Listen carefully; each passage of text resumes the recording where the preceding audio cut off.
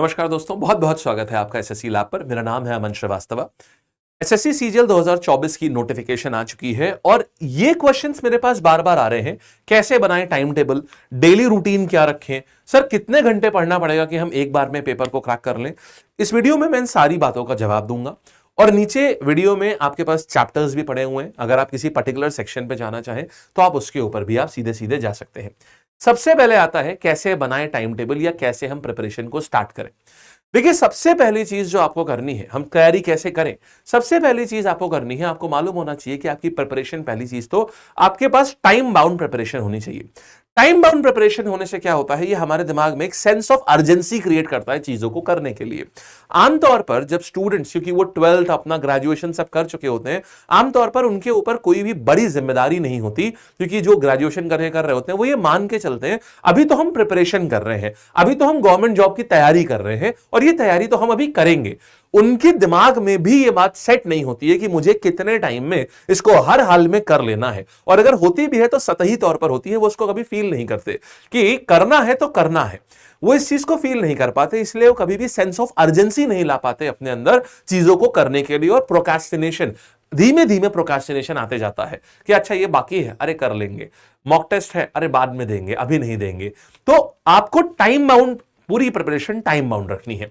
Time bound कैसे रखते हैं, देखिए, टाइम बाउंड का मतलब ये होता है, जैसे फॉर एग्जांपल आपने क्वांट्स की तैयारी शुरू करी, मेजॉरिटी ऑफ द लर्नर्स को ये नहीं पता होता है कि वो अपनी क्वांट्स कब कंप्लीट कर पाएंगे। उन्हें कोई आइडिया नहीं होता इसका, वो बस करते चले जाते हैं। आज तो परसेंटेज कर लिया, एक हफ्ता 10 दिन परसेंटेज कर रहे हैं, फिर कभी तो रेशियो कर लिया, फिर कभी तो मैथ्स बिल्कुल बीच में छूटी गई, जीएस में बहुत इंटरेस्ट आने लगा तो जीएस करना शुरू कर दिया। ऐसे तैयारी कभी नहीं करी जाती है।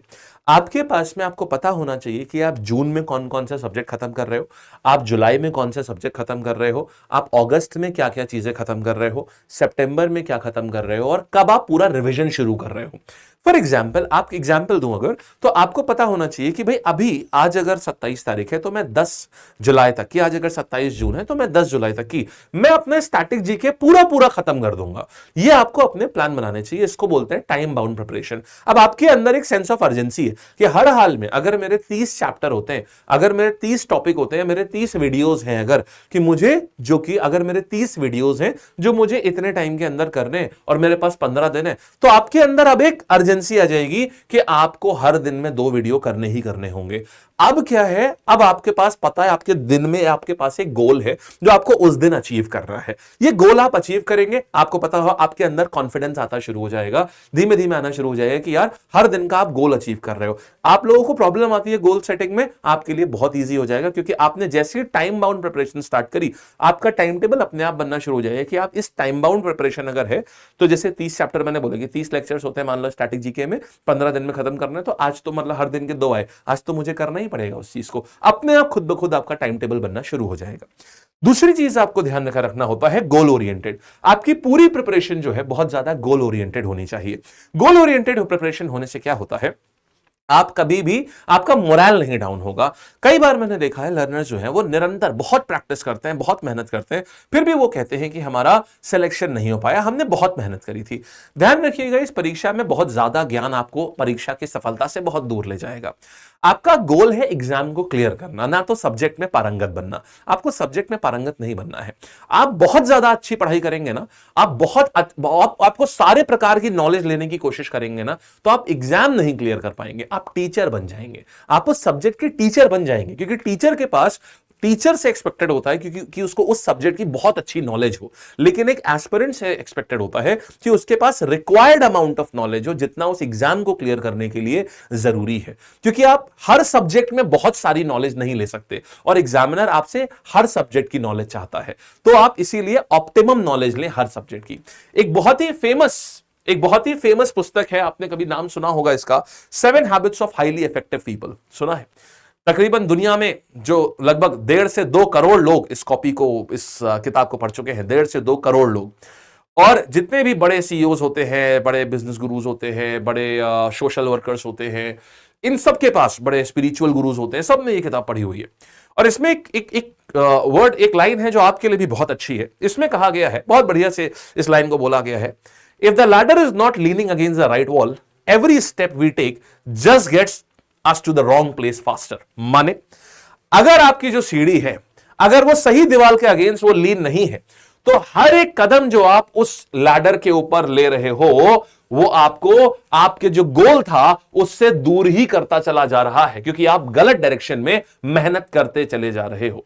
इससे यह पता चलता है कि प्रिपरेशन कितनी ज्यादा गोल ओरिएंटेड होनी चाहिए। तो आपको इसमें होता क्या है, लर्नर्स जो बहुत सारे क्या करते हो, आपने बहुत सारा मटेरियल इकट्ठा करना शुरू करते हो। जिस मोमेंट में आपने बहुत सारे डाउट ग्रुप ज्वाइन करने शुरू करे, आपने डिस्कशन ग्रुप ज्वाइन करने शुरू करे, आपने कभी देखा किसी भी टॉपर ने आपको बोला कि मैंने ना डिस्कशन ग्रुप से मुझे बहुत फायदा हुआ या मुझे डाउट ग्रुप से बहुत फायदा हुआ? आप कभी नहीं पाएंगे।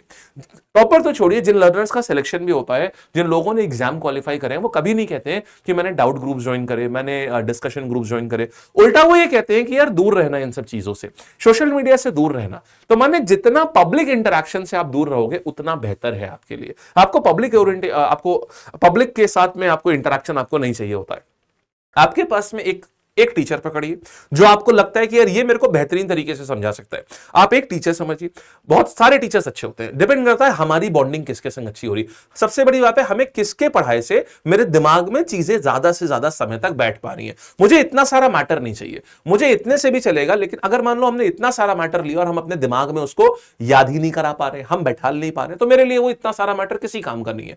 मुझे इतना मैटर चाहिए जो एग्जाम ओरिएंटेड हो और वो सारा मेरे दिमाग में याद करने में मुझे कोई प्रॉब्लम नहीं है। आप टीचर पकड़िए, वो टीचर जो जो कह रहे हैं और जो सिर्फ उनका मटेरियल है, आप सिर्फ उनके मटेरियल को दीजिए, खत्म कहानी। आप इतना काम करेंगे, आपकी प्रिपरेशन हमेशा गोल ओरिएंटेड रहेगी। रैंडम चीजों पे मत भागिए। आप फ्री प्रिपरेशन कर रहे हैं, आप यूट्यूब पे कुछ पर्टिकुलर चैनल पकड़िए कि मुझे पूरी तैयारी अपनी ऐसे एक चैनल से करनी है या 2 चैनल से करनी है, जो भी करनी है। आप पर्टिकुलर किसी पेड बैच में है तो आप फिक्स उसी बैच से तैयारी करिए। फिर आप ये मत करिए कि आप यूट्यूब पे आकर के भी थ्योरी देख रहे हैं, बैचेस के अंदर भी देख रहे हैं। नहीं, आपने एक और 4 जगह बैच मत लीजिए। आपको ऑफलाइन कोचिंग जाना है, आप एक जगह जाकर के एडमिशन ले लीजिए, खत्म करिए। माने आपको हमेशा गोल क्लियर होना चाहिए। जैसे ही आपने 2-3 स्रोत पकड़े आपने पढ़ाई के, आपका पूरा गोल डिस्ट्रॉय हो चुका है, आपकी प्रिपरेशन आप नहीं पहुंच पाएंगे। वहां तक की बात समझ आ गई है? तो हमने देख लिया हमारी प्रिपरेशन गोल ओरिएंटेड होनी चाहिए, हमारी प्रिपरेशन पूरी तरीके से टाइम बाउंड होनी चाहिए। एक और चीज जो बहुत जरूरी है हमारी प्रिपरेशन पे, ये मैं आपको बताता हूं, और तीसरी चीज है, इसको कहते हैं माइलस्टोन। माइलस्टोन क्या होता है? देखिए, हम लोगों को पहले से पता होता है किस बच्चे का सिलेक्शन होने जा रहा है और किसका नहीं होने जा रहा है। मैं आज से, अगर मेरे साथ मान लीजिए 5000 लर्नर्स पढ़ते हैं, एसएससी सीजीएल की तैयारी करते हैं हमारे साथ में, तो हमें पता होता है पहले से कि इनमें से ये 1500 लोग लगते हैं कि इनका सिलेक्शन होगा। फिर अगले महीने होता है कि हाँ यार, अब इन 1500 में से ना अब ये 700-800 लोग हैं जिनका सिलेक्शन हो पाएगा। आखिरी महीने में हमें पहले से पता होता है रिजल्ट आने के पहले कि यार ये 500 लोग हैं जिनका सिलेक्शन होगा। और हर बार उन 90% सिलेक्शन जो हमारे निकलते हैं वो उन्हीं 500 में से हमें मिल जाते हैं कि हाँ, उन्हीं 500 में से कुछ 400, 400-450 का अच्छी रैंक पे सिलेक्शन होता है। क्यों पता होता है हमको पहले से? ये पहले से हमें पहले महीने से ही कैसे पता होता है? इसके द्वारा आप अपनी तैयारी में देखिए, आपको पता होना चाहिए कि आपको अगर कोई पर्टिकुलर एग्जाम क्लियर करना है तो उसके लिए आपको कितने नंबर चाहिए। वो नंबर, फॉर एग्जाम्पल, अगर मान लो मेरे को ये पता है कि अगर, ध्यान से समझना है, मान लीजिए मैं एक 100 किलो का व्यक्ति हूं और मेरा वजन का गोल है मुझे 60 किलो तक पहुंचना है। मैं 100 किलो का व्यक्ति हूं, मुझे 60 किलो तक पहुंचना है, तो मैं ऐसे में क्या करूंगा? मैं ऐसे में अगर वेट करूंगा कि मैं 4 महीने में 60 किलो पे पहुंच जाऊंगा, तो जाहिर सी बात है ना, पहले महीने में मुझे कम से कम 10-15 किलो वजन लूज करना चाहिए, हाँ या ना? दूसरे महीने में फिर मुझे लगभग 10-15 किलो लूज करना चाहिए, सही बात है। लेकिन अगर मैं पहले महीने में ही वजन अपना नहीं लूज कर पा रहा हूं 10-15 किलो, तो तय बात है ना कि मैं नहीं पहुंच पाऊंगा। अगर मेरा वजन मुश्किल से 2-3 किलो हिल रहा है तो क्या मैं पहुंच पाऊंगा उस गोल तक? की नहीं पहुंच पाऊंगा। तो इसीलिए हमें अपने माइलस्टोन सेट करने होते हैं कि अगर मेरा गोल है 160 नंबर लाना, तो 1 महीने की प्रिपरेशन के बाद मेरे 100 से ज्यादा नंबर आने चाहिए। 2 महीने के बाद मेरे यही नंबर ओवरऑल 125 होने चाहिए। 3 महीने की प्रिपरेशन के बाद यही मेरे नंबर 145 से ज्यादा हो, 145 से 150 से ऊपर आने चाहिए। और 3.5 महीने के बाद यही नंबर मेरे 160 से ऊपर आने चाहिए। अब जब मैं एग्जाम में जाऊंगा तो मैं 100% मैक्सिमम प्रोबेबिलिटी है कि मैं अपने को स्कोर करके ला पाऊंगा वहां तक की। तो सबसे बड़ी बात होती है कि आपको ये माइलस्टोन, मैंने एक बहुत ही बढ़िया सा वीडियो बनाया हुआ है माइलस्टोन्स के ऊपर कि कैसे माइलस्टोन आप हर महीने के, मैंने माइलस्टोन दिए हैं। उस वीडियो का भी लिंक मैं इसी के नीचे डाल दूंगा, डिस्क्रिप्शन में डाल दूंगा। वो मेरा बहुत प्यारा वीडियो है, इसमें आपको पूरे माइलस्टोन आपको पहले से पता चल जाएगा, आपको कितने नंबर टारगेट करने हैं, किस सब्जेक्ट में कितने नंबर टारगेट करते हैं, कितने दिन में कितने नंबर टारगेट करने हैं, एक एक बात आपको ये चीज पता चल जाएगी। ठीक है, इसके बाद अब तो ये बात आ गई, तो हमें ये पता चल गया हमें तैयारी करनी कैसे। अब बात आती है डेली का टाइम टेबल सर हम कैसे बनाएं, ये बताइए। देखिए डेली का टाइम टेबल कैसे बनाने हैं, कैसे बनाएं टाइम टेबल।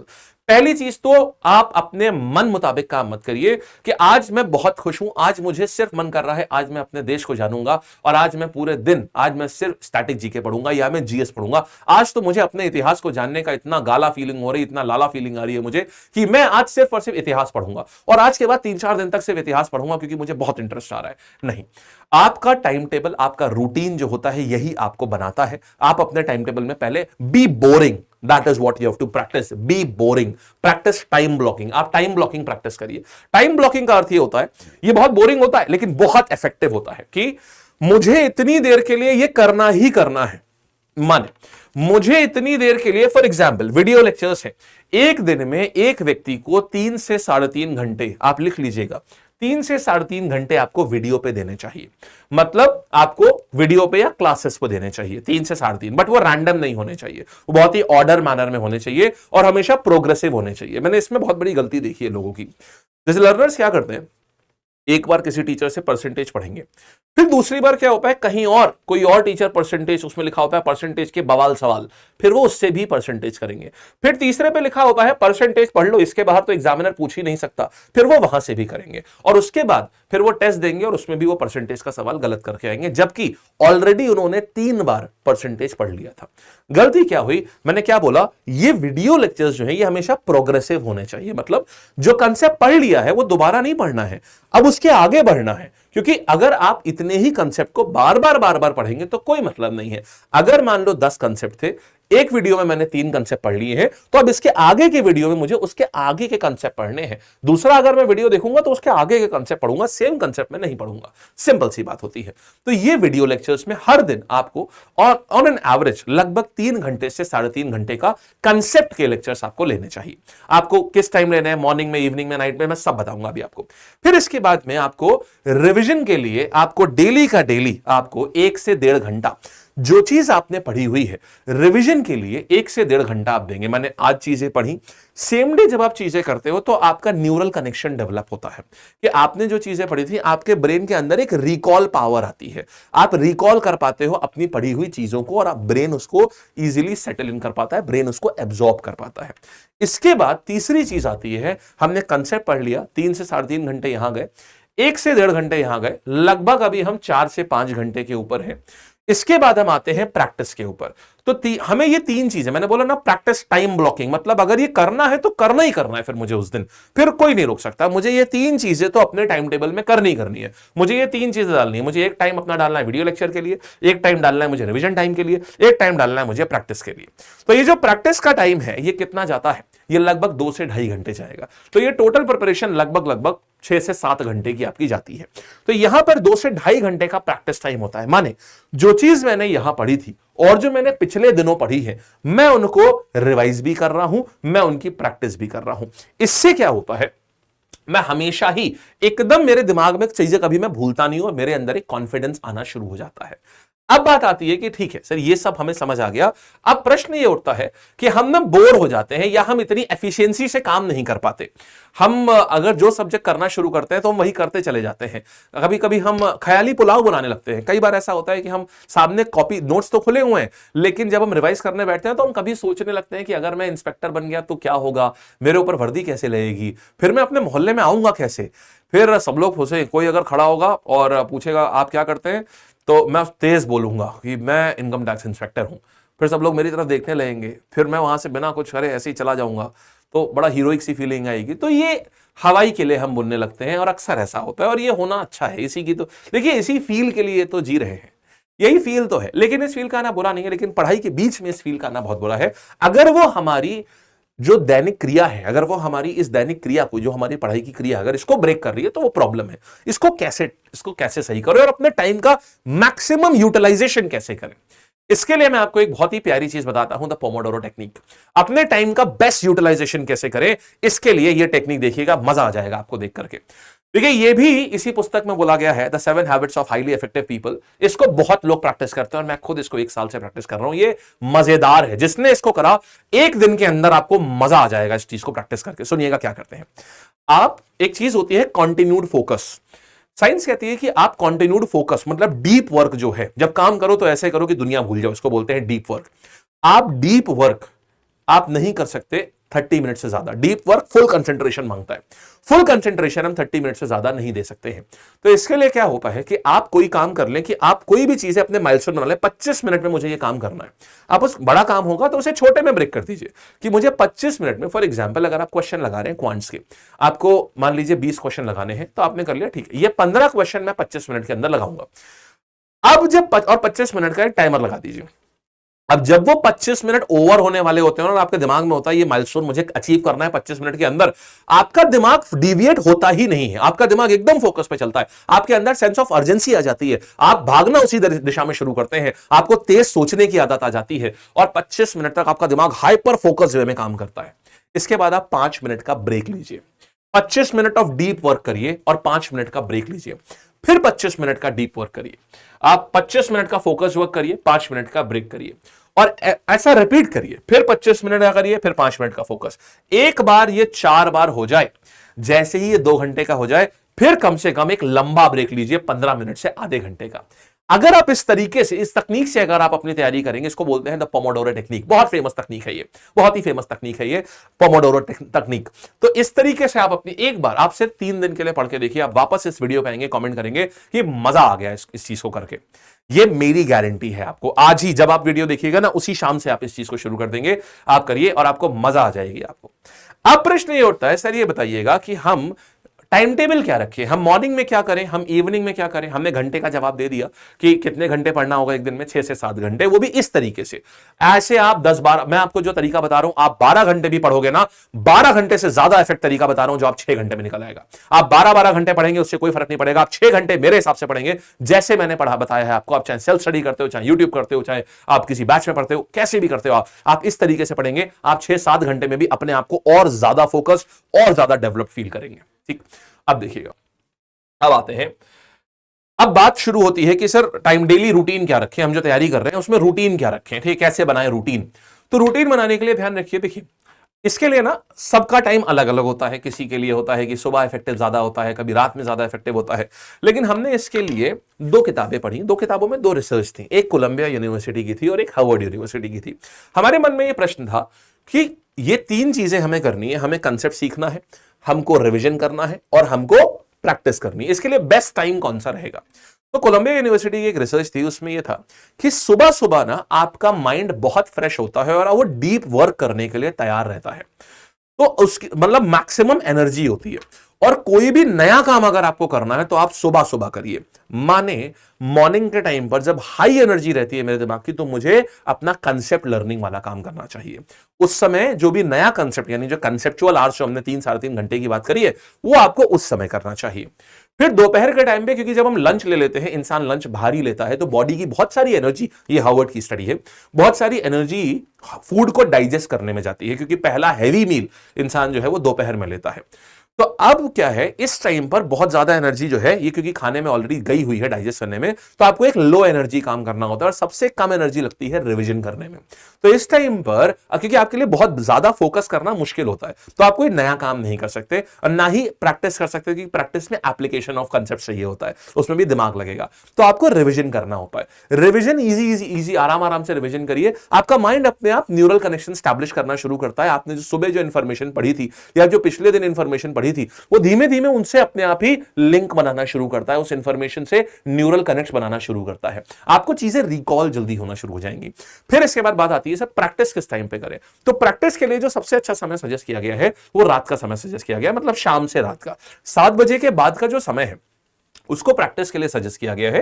क्योंकि उसमें क्या होता है, आप रात से लेके सुबह आपने पूरा कांसेप्ट पढ़ा था और दोपहर में आपने रिवाइज भी कर लिया है। अब आप उस चीज को जब आप प्रैक्टिस करेंगे तो आपका दिमाग बहुत जल्दी सर्व करेगा उस चीज को। ये पूरी तकनीक है जिस प्रकार से आपको तैयारी करनी है। आप इस तरीके से तैयारी करते हैं, आपको बेहतरीन सफलता मिलेगी। आपको ये पूरी इस वीडियो में बताई गई हर बात ध्यान रखिए, बहुत अच्छे से तैयारी करिए। आप चाहे YouTube से तैयारी करें, आप चाहे ऑफलाइन से तैयारी करें, आप हमारे साथ तैयारी करें, कैसे भी करें, आप अपने आप को टाइम ब्लॉकिंग वाला इन सारी चीजों से आप अपने आप को लैस कर लीजिए। ठीक है, चलिए बहुत बढ़िया। और आप ये सारी तैयारी, आप इन सबको चाहते हैं, आप हमारे संग तैयारी करना चाहते हैं, आप लैब के संग तैयारी करना चाहते हैं कि आपको ये पूरी तैयारी जो है बेसिक लेवल से सारी चीजें हम पढ़ाएं, आपको सारे कंसेप्ट हम पढ़ाएं, सारे नोट्स जो होते हैं एग्जाम फोकस नोट्स जो होते हैं, जो गोल ओरिएंटेड तैयारी होती है, जिसमें आपका कभी भी टाइम ना वेस्ट हो इधर उधर से नोट्स लेने में या क्या पढ़ना है और क्या छोड़ना है, क्योंकि बहुत सारी चीजें नहीं पढ़नी होती हैं, बहुत थोड़ी चीजें पढ़नी होती हैं। तो इसको कैसे मैनेज करें, उसके लिए आप हमारे साथ जुड़ सकते हैं। नीचे डिस्क्रिप्शन में लैब की वेबसाइट भी दी हुई है, लैब की एप्लीकेशन का भी लिंक दिया हुआ है। मैं आपको एक बार दिखा भी दे रहा हूं यहां पर, किसमें जुड़ना है आपको, यह मैं आपको यहां पर दिखा देता हूं।